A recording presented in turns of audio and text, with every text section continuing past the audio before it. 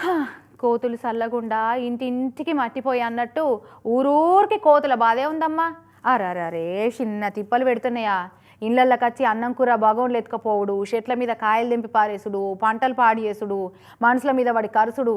అబ్బో చిన్న బాధలు ఉంటాయా వాటితోటి. ఇగో కరీంనగర్ రామడుగు మండల కేంద్రంలో ఉండే అన్నోళ్ళు ఇంట్లో ఓవుడే కాదు, లోపటికెళ్ళి గొల్లెం పెట్టుకొని ఇల్లంతా గుళ్ళ చేసినాయట. చూసి రాపోరు ఇంకేం చేసినాయో. ఇండ్లకి వచ్చి మనుషులను బెదిరించి కూరబువ్వల గిన్నెలు ఎత్తుకపోయిన కోతులను మస్తుగా చూసినాం. కానీ ఇగో ఇంట్లోకి జొర్రి లోపలికి వెళ్ళి బీడం పెట్టుకుందట ఈ కోతి.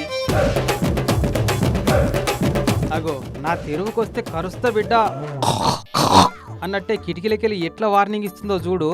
ఇంటిని కబ్జా పెడదామని చూసిందో ఏం పాడో. అవనే కోతి చెట్లు పుట్టల పంటి తిరిగి తిరిగి బోరు కొట్టిందా ఇట్లా నీకు?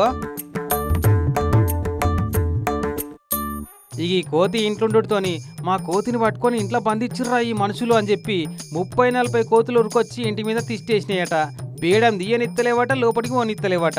షాన్ చేపడదాకా అదే కథ. ఇక ఇట్లా లాభం లేదని కట్టర్తోని కిటికీ కోస్తే అన్నలకి వెళ్ళి బయటపడ్డదట.